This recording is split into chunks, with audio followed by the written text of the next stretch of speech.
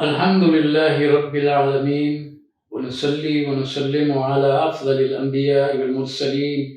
وعلى آله وصحبه أجمعين اما بعد۔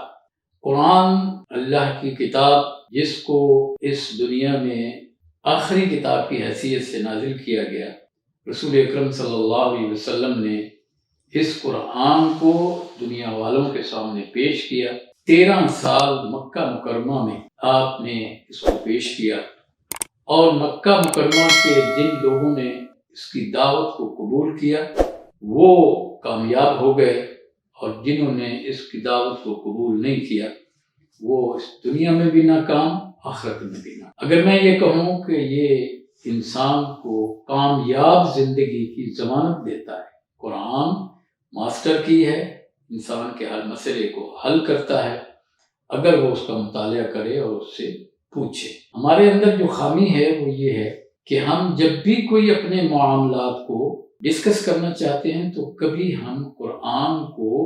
زیر مطالعہ لاتے ہی نہیں، قرآن سے ہم پوچھتے ہی نہیں، جبکہ صحابہ رضوان اللہ علیہم اجمعین جب ان کے سامنے کوئی مسئلہ آتا تھا، کوئی پیچیدگی آتی تھی، کوئی گھریلو معاملہ تھا یا انٹرنیشنل معاملہ تھا، تو وہ فوراً قرآن کی طرف رجوع کرتے۔ آج بھی جو ہم زندگی گزار رہے ہیں مسلمان پوری دنیا میں، امت مسلمہ بڑی ہی ناگفتہ بہ صورتحال میں زندگی گزار رہی ہے، اس کی وجہ یہ ہے کہ ہم نے قرآن کو چھوڑ دیا۔ جب قرآن کو چھوڑ دیا، قرآن نے ہمیں چھوڑ دیا، اور وگرنہ یہ کتاب تو ایسی کتاب ہے جو انقلابی کتاب ہے، جو انسان کی زندگی کو چینج کرتی ہے، انقلاب لاتی ہے، ریولیوشنری بک ہے۔ اور یہ ایک حقیقت ہے کہ جن لوگوں نے اس کتاب کو سنا، پڑھا، سمجھا، ان کی زندگیوں کو اس نے بدل کے رکھ دیا، اگرچہ ان کے پاس پی ایچ ڈی کی ڈگری نہ تھی۔ وہ بھیڑ بکریاں چرانے والے لوگ تھے۔ مکہ مکرمہ کے جو سملاخ پہاڑ ہیں وہ آج بھی اس کی گواہی دیتے ہیں کہ وہ لوگ جو ان پہاڑوں پہ بھیڑ بکریاں سارا دن چراتے تھے، اور پھر وہ رات کو واپس آ کر پھر حضور اکرم صلی اللہ علیہ وسلم سے اس قرآن کی تعلیم حاصل کرتے تھے۔ دیکھیے یہ قرآن کیسے زندگی کو بدلتا ہے، انسان کی وہ زندگی جو اس سے پہلے کی ہوتی ہے، وہ جو اس کے بعد ہوتی ہے بالکل مختلف ہو جاتی ہے، انقلاب برپا کر دیتا ہے۔ آئیے ایک ایسا ہی واقعہ مکہ مکرمہ میں ہوا، اور وہ ایک سچا واقعہ ہے، وہ ایک حقیقت ہے، وہ ہسٹری ہے۔ حضرت عمر رضی اللہ عنہ ایک دن تلوار لیتے ہیں اور گھر سے نکلتے ہیں کہ نعوذ باللہ نعوذ باللہ، آج محمد بن عبداللہ صلی اللہ علیہ وسلم کا کام تمام کر دیتا ہوں کہ اس نے ہر گھر کے اندر ایک فتنہ کھڑا کر دیا، ہر گھر کے اندر لڑائی شروع ہو گئی ہے، کیوں نہ اسی کا خاتمہ کر دیا جائے۔ چلے آ رہے ہیں اور راستے میں کسی سے ملاقات ہوتی ہے، اور وہ کہتے ہیں عمر کدھر کا ارادہ ہے؟ کہا ارادہ کیا، میں تو ادھر جا رہا ہوں جہاں محمد بن عبداللہ نے اس ہر گھر میں، مکہ کے ہر گھر میں فتنہ کھڑا کر دیا ہے۔ شخص نے کہا عمر مجھے ایک بات سمجھ نہیں آتی کہ جس کا خاتمہ تم کرنے چلے ہو، اس کی دعوت کو، اس کے میسج کو، اس کے قرآن کو اور اس کی دعوت کو تو خود تمہاری بہن نے قبول کر لیا، خود تمہارے بہنوئی نے قبول کر لیا، اور وہ اس وقت مسلمان ہو گئے۔ تو عمر بن خطاب رضی اللہ عنہ سخت غصے میں آتے ہیں، اور وہ کہتے ہیں یہ کیسے ہو سکتا ہے، میری بہن میری اجازت کے بغیر یہ کیسے اس کو جرأت ہو گئی کہ اس نے اسلام قبول کر لیا، قرآن کی دعوت کو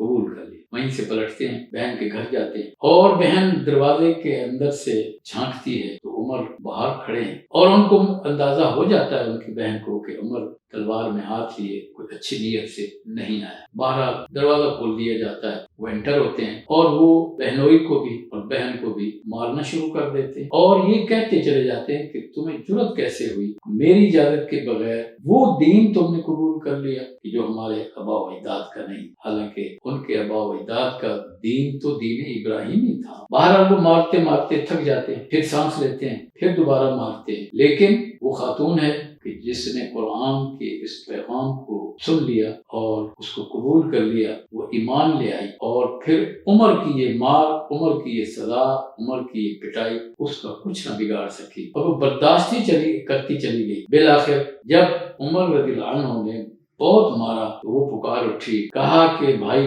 تم مجھے جو چاہو کر لو، اگر تم ابن خطاب ہو تو میں بھی بنت خطاب، تم اگر اپنے آپ کو اتنے بہادر سمجھتے ہو، اپنے باپ کے وجہ سے فخر کرتے ہو، تو میں بھی اسی کی بیٹی، کرو جو کچھ تم نے کر، میرا یہ جسم تمہارے ہاتھ میں ہے، تم جو مرضی کرو، لیکن ابن خطاب یہ یاد رکھنا میری روح میرے رب کے ہاتھ میں، جس نے مجھے پیدا کیا ہے یہ روح اس کے قبضے میں ہے، تم اس کا کچھ نہیں بگاڑ سکتے۔ یہ الفاظ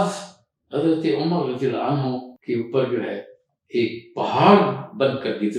گرے کہ وہ جو کمزور عورت کہلاتی ہے وہ آج اتنی جرأت سے بات کر رہی ہے۔ تو پھر انہوں نے کہا کہ تم کیا کر رہے ہیں؟ کہا کہ بھائی میں تو اس کتاب کی تعلیم حاصل کر رہی جس کو قرآن کہتے ہیں، اور میرے خامد بھی اور ہمارے استاد ہمیں تعلیم دے رہے ہیں، ہم اس کی تعلیم حاصل کرتے ہیں، اس کو سمجھتے ہیں، پھر اس کے اوپر ہم نے عمل شروع کر دیا ہے، تو ہم نے اس دین کو قبول کر لیا ہے۔ یہ دعوت اتنی اچھی دعوت ہے کہ یہ تو ہمارے آباء و اجداد کے دین کی بات کرتی، توحید کی بات کرتی ہے یہ کتاب، رسالت اور آخرت کی بات کرتی ہے، اور انسانی زندگی کے جتنے معاملات ہیں ان سے بات کرتی ہے، تو ہم نے تو اس کو قبول کر لیے۔ بہرحال حضرت عمر رضی اللہ عنہ وہاں سے پلٹتے ہیں، حضور اکرم صلی اللہ علیہ وسلم کے گھر پہنچتے ہیں، ہاتھ میں تلوار ہے، دروازہ بند ہے، باہر کھڑے ہیں، اندر سے جھانکا جاتا ہے تو حضرت عمر رضی اللہ عنہ جو ہیں وہ ہاتھ میں تلوار لیے کھڑے ہیں۔ بتایا جاتا ہے واپسی پر حضور اکرم صلی اللہ علیہ وسلم کو کہ باہر تو عمر تلوار لیے کھڑا ہے، اندر حضرت حمزہ حضور اکرم صلی اللہ علیہ وسلم کے چچا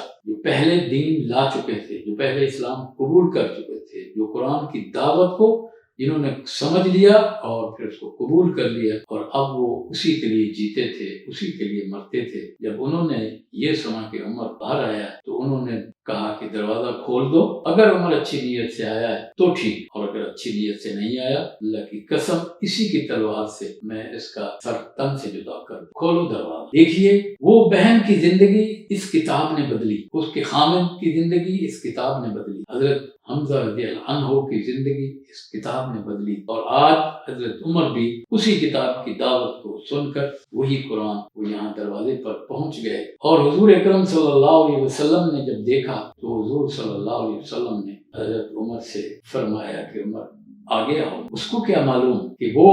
جو شخصیت سامنے کھڑی ہے یعنی حضور اکرم صلی اللہ علیہ وسلم، وہ تو ایک عرصہ ہوا، اسی کے لیے تو وہ دعائیں مانگ رہے تھے، اور کہ عمر اللہ تعالیٰ اس دین کی توفیق دے اور اس دین کو قبول کر لے، اور وہ اس دین کا سرمایہ بن جائے گا۔ اور آج وہ عمر مفتو کی حیثیت سے سامنے کھڑے تھے، حضور اکرم صلی اللہ علیہ وسلم نے اپنا دامن رحمت بڑھایا، کہا عمر آگے آؤ نا،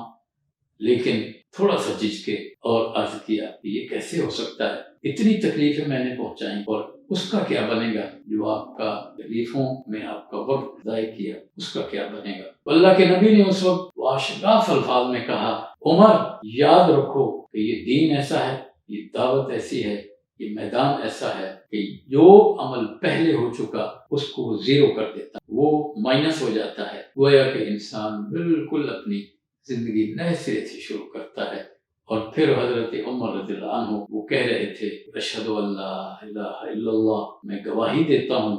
کہ اللہ کے سوا کوئی الہ نہیں، کوئی معبود نہیں، کوئی حکمران نہیں، کوئی شریعت دینے والا نہیں، کوئی قانون دینے والا نہیں، اور کوئی رازق اور مالک نہیں ہے، یہ وہ گواہی دے رہے تھے، اور سوائے اللہ کے، اور آگے وہ محمد رسول اللہ، اور کوئی میرا رہنما، کوئی میرا رہبر کوئی ہو سکتا ہے، کوئی میرا مرشد ہو سکتا ہے تو محمد صلی اللہ علیہ وسلم۔ دیکھیے یہ عمر جیسی شخصیت وہ بھی اسی قرآن کو سن کے چینج ہو گئی، انقلاب لائی یہ کتاب۔ یہ کتاب آج بھی وہی ہے، آج بھی اگر کوئی اس کو پڑھے گا اسی نیت سے تو یہ کتاب اس کی زندگی کو بدلے گی، انقلاب لائے گی، صرف انسان ایک کے اندر نہیں، یہ تو پوری دنیا میں انقلاب برپا کر دیتی ہے۔ اور اس کتاب نے انقلاب برپا کیا، اسی کتاب کی بنیاد پر صحابہ نے قیصر روم کو شکست دی، اور